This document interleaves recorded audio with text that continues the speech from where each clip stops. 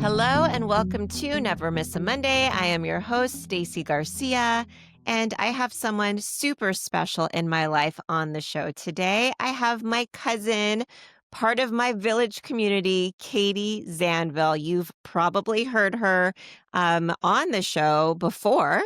She just had an episode with the Cousin Crew re-released a little bit ago. She was part of the first season, and she's been a sponsor of the podcast for the last 3 seasons.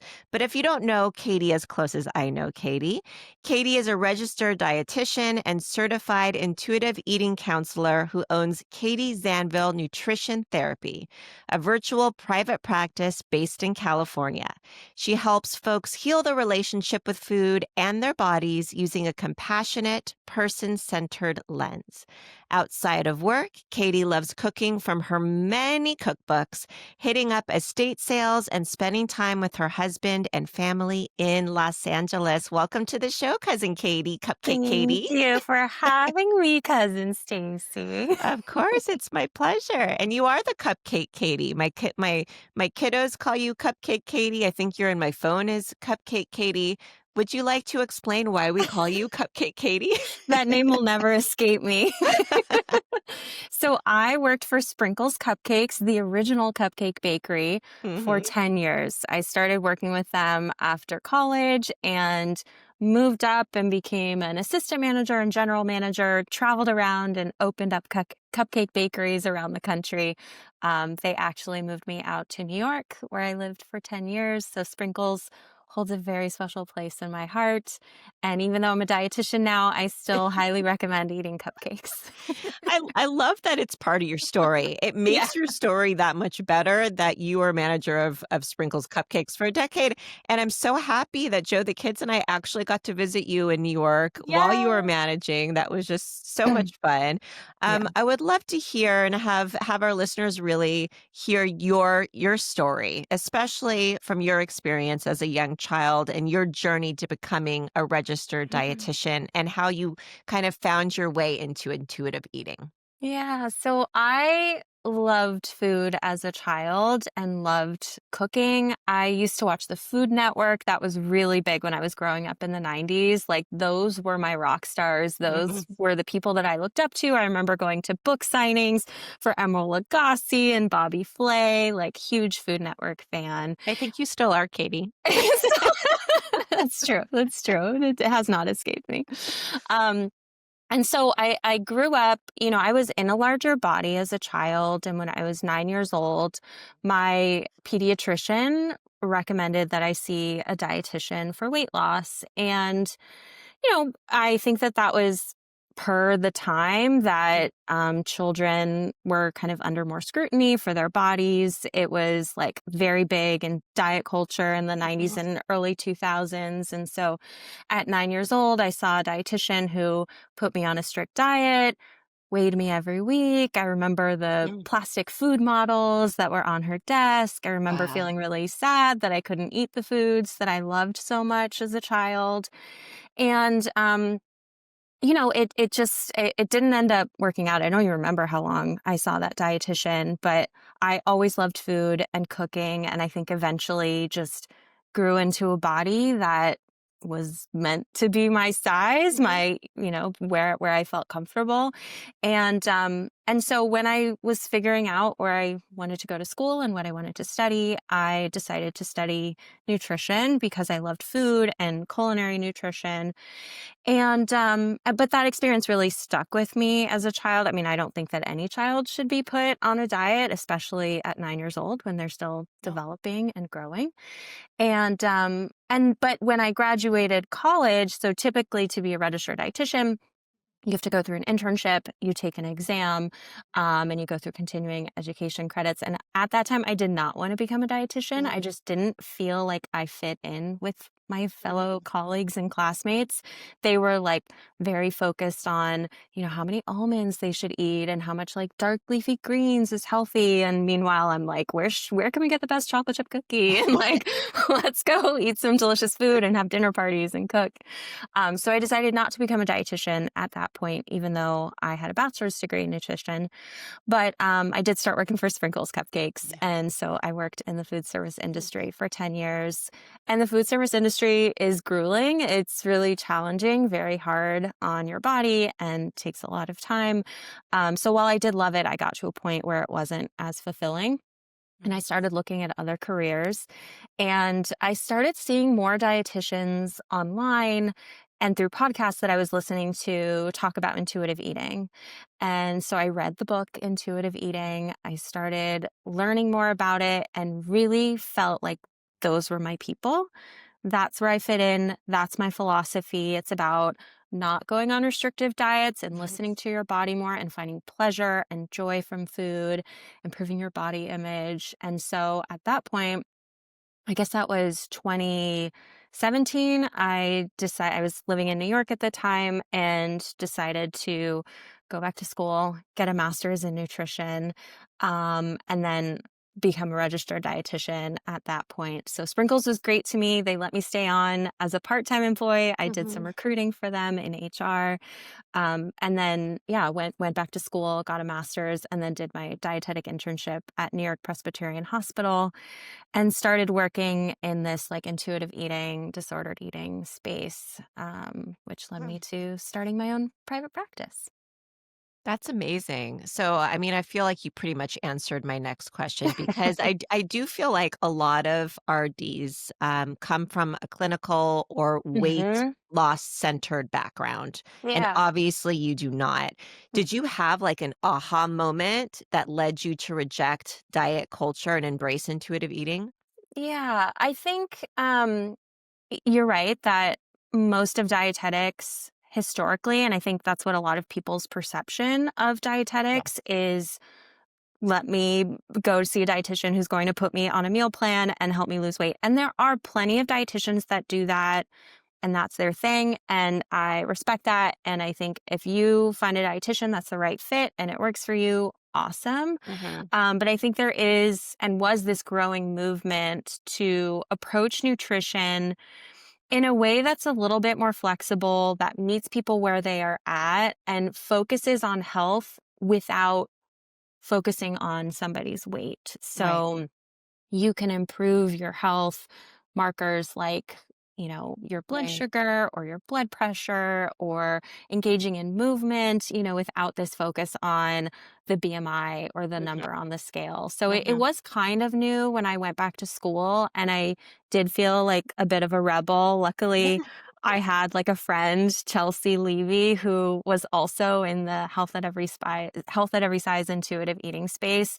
And so we would kind of challenge some things that were coming up in class Mm. or that our professors would say. But yeah, I was very lucky in that I knew what I wanted to do, and yeah, I so going into clinical, I did have to do this dietetic internship at a hospital, and like that is very like old school. Hmm. And we're helping people with diabetes. We're helping Right. people who have cancer, Hmm. who have gone through surgery. So that wasn't as much of what I do now, but I'm Right. really glad that I have that foundation of Oh, that medical nutrition absolutely. I therapy. agree. So before I was an integrative health coach, Mhm. I was a fitness nutrition specialist, a weight loss specialist, all of the specialties I could get through my fitness college that had to do with nutrition. I just Mhm. maxed them all out. Mhm. And we ran, as you know, a program at our gym for so long, and it was so successful. And I loved it at the beginning. And then when I realized how restrictive it was and Mm. how people were falling back into old habits immediately. And it wasn't really behavior modification and it wasn't looking at yourself differently and your Mhm. relationship with food. Did I start taking, like myself, a completely different view on nutrition and wellness. And when I started making my own programs for the gym, they definitely weren't as sexy as like Yeah. losing a certain amount of weight in a short Yeah. time. It's like you're going to gain more energy. You are going to feel so much better and all this. Yeah. And it just wasn't a huge selling point. So I'm sure with certain people, it's like intuitive eating, like, oh, I don't know. Yeah. That's like, what are you going to gain out of this? So what does intuitive eating actually mean to you? And Mhm. how does it go beyond just eating when you're hungry? Yeah. So before I go into intuitive eating, that's such a good point that, you know, we, it's not as sexy. It's not Mhm, as like marketable to talk about your relationship with food or not promise weight loss. mhm, And, I think that we often want to honor people's wishes and what they want from their health, and like they are the expert of their bodies and they have yes. agency over their bodies. But yeah, it's really tough when we're trying to explain. And so we often talk about other markers of Mhm, progress with intuitive eating that maybe aren't losing pounds on the mhm, scale, like you mentioned, increased energy mhm. or feeling more confident, improving your blood labs, like Yes. your lab markers, like blood Mhm, sugar and blood pressure, and feeling stronger. Those are all things that can be benefits of intuitive eating. mhm, So to explain what intuitive eating is, it is a book that was written in the 90s by two dietitians, mhm, Evelyn Tribole and Elise Resch. And it has 10 principles that have somewhat, stayed the same. They've made a few modifications over the years. But mhm, essentially, you're doing things like rejecting the diet mentality, so not focusing on weight loss as a measurement of health, not having these restrictive diets. You are finding more pleasure and joy from food, increased mhm, satisfaction from food. You are, challenging the food police, so not having this voice in your head that's like you're being bad or you're being mhm, good for eating certain foods. mhm. You're improving your body image, and I'm trying to think of some of the others. The ones towards the end are finding joyful movement and gentle nutrition. So Mhm, I always say that with intuitive eating, yes, you are tuning into hunger and fullness cues and listening to your body more, but that doesn't mean that we're saying never, don't worry about nutrition or just eat chocolate cake all day and like you'll be fine because you're eating intuitively. I hear that a lot from clients who yeah. come to me at first, like, what if I just eat ice cream all day? And part of intuitive eating is like listening to your body. And so I imagine that when you are more in touch with your body, you don't feel so great if you're Mhm, eating ice cream and cake, like every meal for every snack. Maybe that happens in the beginning when you're giving that full permission to eat those mhm, foods because you're not rejecting certain foods. But you eventually get to a place where you're tuning into your body cues and noticing, like, okay, when I eat ice cream, yes, sometimes it feels really good and I love it and it tastes great. But like other times, maybe I don't really want it, or maybe I want to, add in more fiber to my meal so that I mhm. feel better with my digestion. So it's incorporating nutrition, but it's not starting with, Right. okay, we're going on this new diet and this is what you need to eat. It's not as prescriptive. Yeah, it's more mindful. And Mm-hmm. it's more and that's, I think, why you are called an intuitive nutrition counselor, because you're Mm-hmm. actually counseling. You are using a lot of mental health, mindfulness, awareness practices along with the nutrition. Yeah. So let's talk about like the all or nothing mentality, because Mm-hmm. I'm sure that used to come up all the time. And I'm going to use that strong word when I hear people say, it's my cheat day. I'm just going all Yeah. out because I'm so strict during the week that I Yeah. need to give myself a Sunday where I just eat a bunch of crap. Mm-hmm. Mm-hmm. So if someone were to say like, I messed up, so just the day is ruined, Yeah. how Yeah. would you coach them through that, especially like on a Monday? I love this topic so much.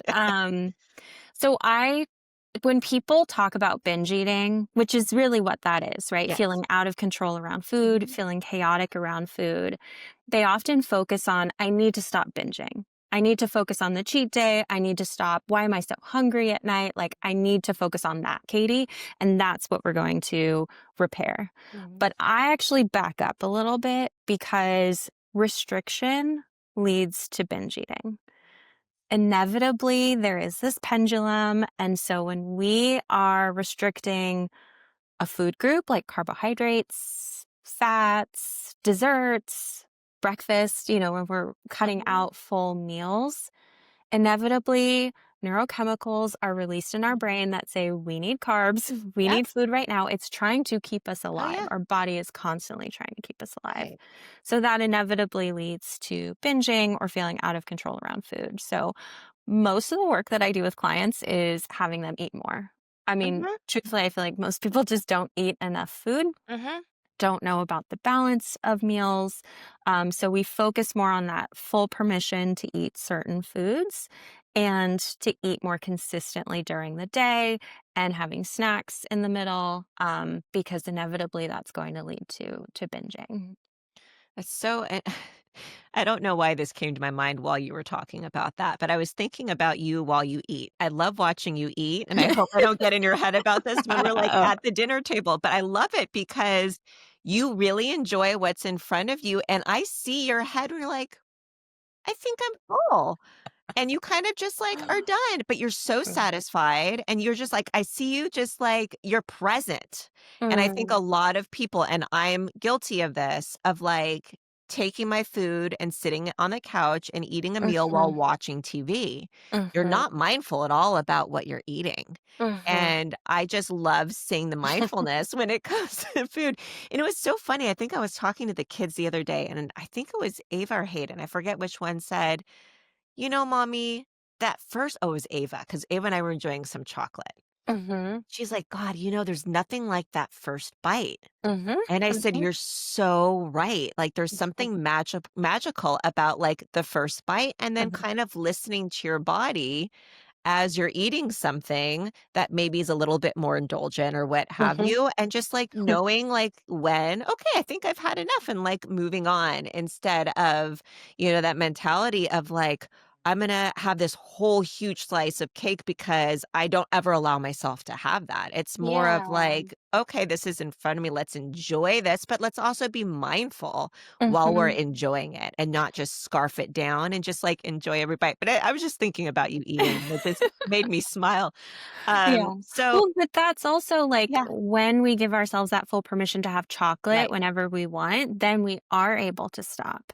Because similar to physical restriction leading to binge eating, like skipping breakfast or cutting out chocolate or carbohydrates, if you have this mental restriction where you say, I really shouldn't be eating this, this is a bad food, I'm being bad, like I'm being so Mhm, naughty, this is my cheat day, mhm. that will also trigger that same mechanism of binging and feeling out of control around a food.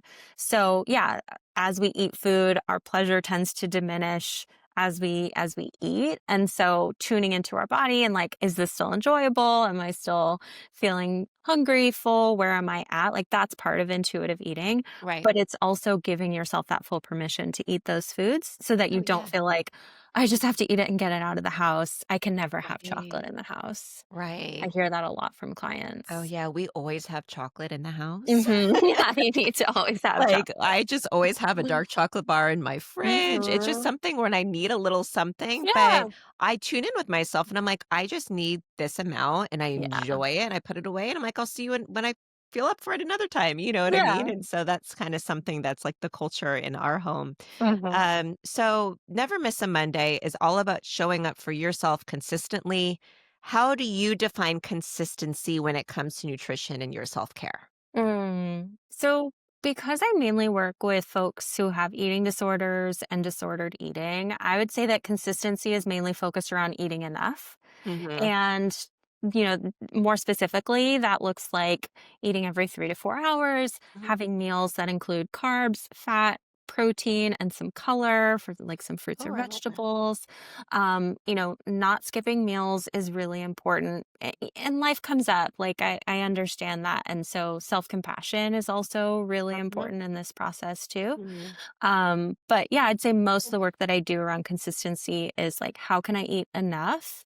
And then once they're eating enough, are they getting all the food groups with each meal? Mm. And then if they're getting all the food groups, then it's like, okay, can we add in more fiber? Or maybe we need some more omega 3s because we notice that that's lacking in the diet. Let's add in some chia seeds, more of those like Mm. micronutrients. But Yes. it always has to start with eating enough. That is like level one.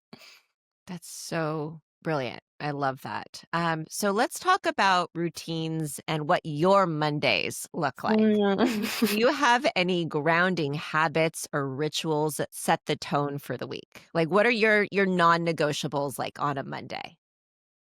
Gosh, Stacey, I I wish You I know had I better ask this to answers to everyone. this. Um, no, I really think that, for Mondays, I do try to make sure that I like have breakfast, eat enough. Like I said, having all the food groups with meals, making sure that I have snacks. Usually I do go food shopping on Monday Oh, mornings. I find that that's a time when it's not as crowded at Trader Joe's. oh. Um, So I do love to have like I think about meal planning Mm, and what we're going to have for the week, what our schedules are, and make sure that we have enough food. And I think with nice. self-care, like going for walks is great and eating mindfully and intuitively, but in terms of like nutrition, well, okay, so in terms of grounding myself, Mhm. I would say I love to listen to podcasts, so I'll do that in the morning, although it's usually the news, which isn't as That's grounding right grounding. now. Getting outside is also very nice too, and getting some fresh air. I'm sure meal planning for you is very grounding. Yeah, I think so. Like knowing what we're going to have, and it's Yeah. we're flexible, like things come up, but yeah, I do like to know what we're going to be having for the week. You're right, that is very grounding Yeah. for my Oh, nervous system. I think it is, and you enjoy your cookbook so much, and you Mhm. love finding new recipes and trying them Yeah. out, so I think that's kind of like a grounding practice for you Yeah, too, I would that's a say. really good I love point. it. Well, Thank let's you. talk about motivation. Mhm. How can people stay committed to healing their relationship with food when Mhm. progress isn't linear or externally visible? Such a great question. One of my favorite like pictures to show client, or I'll draw it for them. I do telehealth with clients, but I'll draw it on a little whiteboard. Is a spiral. So a spiral that kind of like starts big and then gets smaller as you get to the top. And so I always like to point that, let's say at the bottom, right? We're pointing at the spiral, and I'll say, okay, this is where we began. Mm, And, at the beginning, we're like really motivated and we're improving these behaviors. Maybe we're not engaging in mm, eating disorder behaviors. And then we're like going up the spiral, and then all of a sudden the spiral goes down, mm, right? And it can feel like we're moving backwards. But I like to remind people that we're still higher up on the mhm. spiral than where we began. Started, right. So it can feel like you're moving downwards, but you're still higher up. So maybe this is again in context of eating disorders, maybe you noticed the behavior, maybe Mhm, you're naming it, maybe you didn't engage in it for as long, or you told mm. me about it as your dietitian. So there's ways to find progress, even if it's not perfection. And I agree, progress is not linear for most people. So having that self compassion is so, so important in the work that I do with clients. Let's talk more about that because I think that Hmm. is so important with everyone. So, body image is such a huge piece of this puzzle. How Hmm. do you help clients shift their mindset from body control to body respect and body love? Mm. I really like the term body neutrality. Mm, I don't know that it's possible for most people to experience body positivity. And that tends to be the goal for most people in their minds is like, how can I be body positive? I want to love my mhm, body, look at my body, and feel like so amazing. And when we can shift the focus or the goal to how can I just be neutral towards my body? How can mm, I hate my body a little bit less each day? how can I be kind towards my body, be respectful of my body, nourish my body, and take care of it because it is like the only vessel that we have to move through life. That I find is much more approachable for clients. But body image work takes years. Right. And it's not like there is a protocol, like these are steps Mhm. 1 through 10, and then you're done, and then you have body positivity. It's like, I mean, I have books and books and podcasts and, Mhm. exercises that I do with clients. And sometimes it is just like sitting in the discomfort of having a hard body image day. Right. So it takes long time, but it Mhm. is such rewarding work to do. Oh, I'm sure, Katie. Well, let's talk Hmm. more about your resources because I know you have Hmm. lots of resources, books, podcasts. What do you recommend for someone just beginning the intuitive eating journey? So there is the book Intuitive Mhm. Eating. There is a book like that I kind of refer to as the textbook, and then there is a workbook which is a little Oh, bit smaller and has more exercises. It's deceiving though. It's thinner, but it oh, takes time to go through it and okay. like do the exercises and journaling prompts and that's why it's great to work with a certified intuitive eating Mhm. counselor because they can kind of walk you through that process of what came up for you this week and you don't have to go in Mhm. order principles 1 through 10. You can kind of jump around. Mhm. But I would say yeah, checking out the book from your local library and finding the intuitive eating workbook would be really great steps to start out. Amazing. Yeah, Mhm. I've read the book. I have not touched the Mhm. workbook, so that Yeah, would be it's interesting great, to and go I through. think they're coming out with a new edition, so I look forward to that as well. Oh, amazing. Mhm. Let's talk about intuitive eating mindset and fitness. Do you feel Mhm. like they can coexist, and how would you advise someone navigating this journey? Do you mean like movement and Mhm. exercise? Yep. Yeah. Yeah, absolutely. And I think in the beginning of when I first learned about intuitive eating, I was like, we don't talk about exercise or nutrition, like we have to save that for the end. And I think that Mhm. my approach has really changed throughout the years as I work with clients because I see so many benefits for adding in movement, specifically gentle or joyful movement into Mhm. their routines. Um, and so, yeah, that is something that I talk about with clients, but I meet them where they are at, right? Mhm. It doesn't mean that we talk about, joining a gym or doing like strength training every day. It could be as simple as going for a 5-minute walk.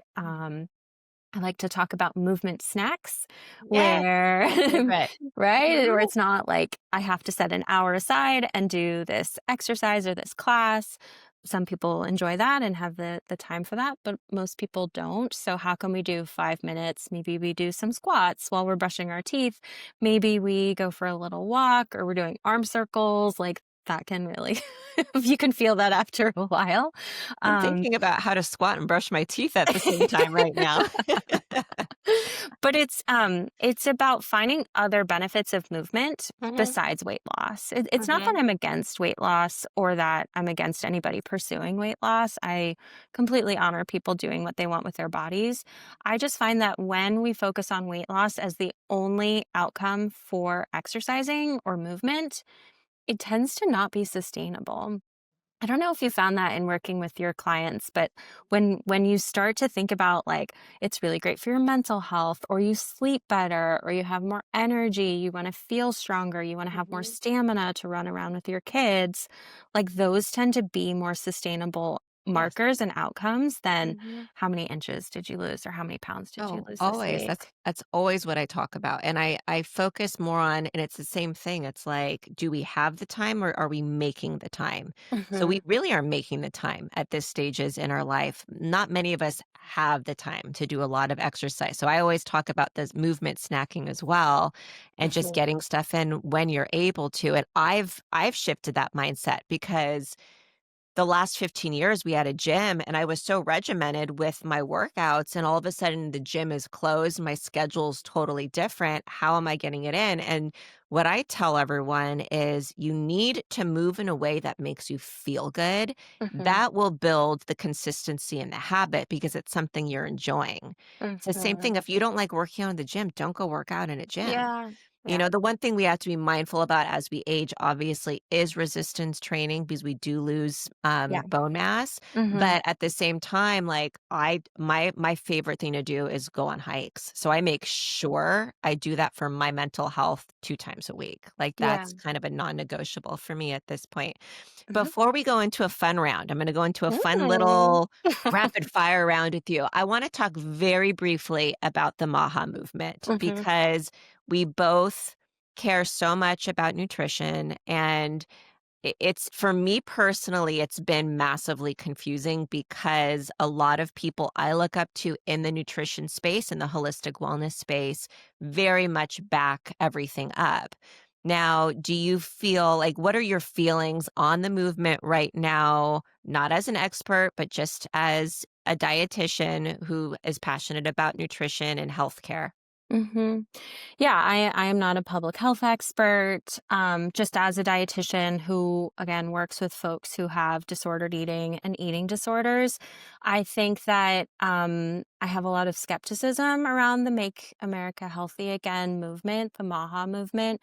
I think that there is, a focus on, taking out food dyes or changing the fats in fast food restaurants or you know modifying the sugar that we use in candies. And for a lot of what I've seen with what the MAHA movement has claimed as successes in this administration, it feels like it kind of misses the mark around Mhm, what actually impacts people's health. And mhm, I see that in the conversation, there isn't a lot of discussion around the social determinants of health, mhm. which are, our environment, our access to healthcare, Yes, access to food, having food security, having clean air and clean drinking water, yes, not experiencing systemic racism and oppression.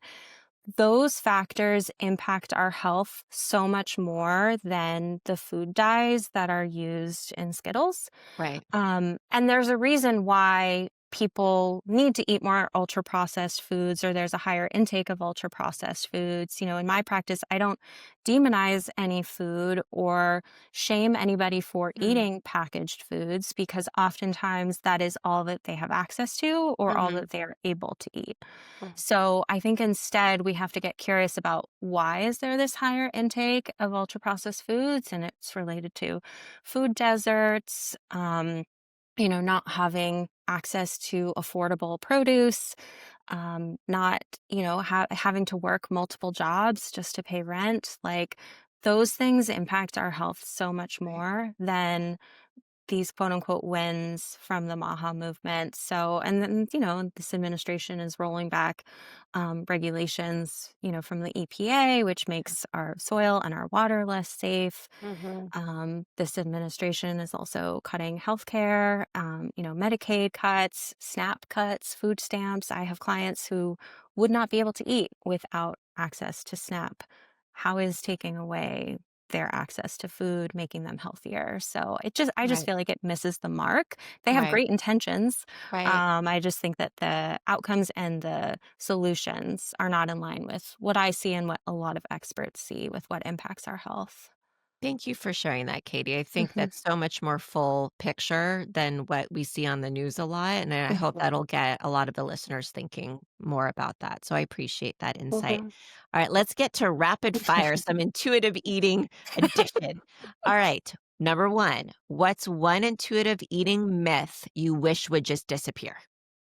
That intuitive eating is just eat what you want whenever you want. Yes, perfect. There's so much more to that. There is so much more to that. All right, number 2, what's something you eat regularly that diet culture would have once labeled bad? Ooh. I mean, probably ice cream. I eat ice cream pretty much every night. I knew you would love that question. Number 3, go-to comfort food you never feel guilty about. Well, I don't feel guilty about any food. But my go-to comfort food, probably like mac and cheese. I could eat any form of mac and cheese in a box, homemade, frozen, give it all to me. Do you have a Katy Zanville like recipe? Do you have your own Like mac a and cheese? homemade one? Yeah, Yeah. I've made multiple versions of mac and cheese and vegan mac and cheese, regular mac and cheese. Yeah, I'll Hello. make How come I anything. have I not know. do that yet? That sounds amazing. All right. Favorite non-food form of self-care? Favorite non-food form of self-care? Therapy? Ooh, I that's a mean, good yeah, one. I love my therapist, love going to therapy. Highly recommend everybody see a therapist. Absolutely. Yeah, that's how That's I a take care really of good myself. answer, Katy. I didn't expect Mhm. that one. I love that. One thing you never miss on a Monday, food habit or mindset? I mean, probably my podcasts. I do love just catching up on all my podcasts. What are your favorite podcasts? I was I want to gonna know say now. that's a lot of news, so maybe my news Non-news ones. Do you have podcast. any that are like, Non-news ones? yeah. Well, I love Maintenance Phase. That's a fun one. They haven't put out as many episodes lately, but they do have a Patreon as well, and they debunk a lot of Oh, diets and like they did have a seed oil episode. They yeah. had an episode on Weight Watchers, on Dr. Oz. Yeah, Oh, everything I'm for sure related to gonna the tune health and in. nutrition space, but debunking a lot of it from an evidence-based lens. That sounds amazing. Hmm. I love that. Yeah. So if someone today is listening and tired of the diet cycle, but scared to let go of that mentality, what's one small step they can take this week to move towards food freedom? I think maybe seeing what it would feel like to give yourself permission to eat a food that you feel is off limits. Mm. Maybe it's a little scary at first, but if somebody feels like I can never have ice cream in the house or I can never have Oreos in the house, like buy a couple pints of ice cream, buy a couple, boxes of cookies, and see how that feels like when you give yourself that permission to have that food. Um, and make sure that you are eating enough. Maybe that should be it. Is don't skip a meal. Eat consistently and then see how that impacts your cravings too.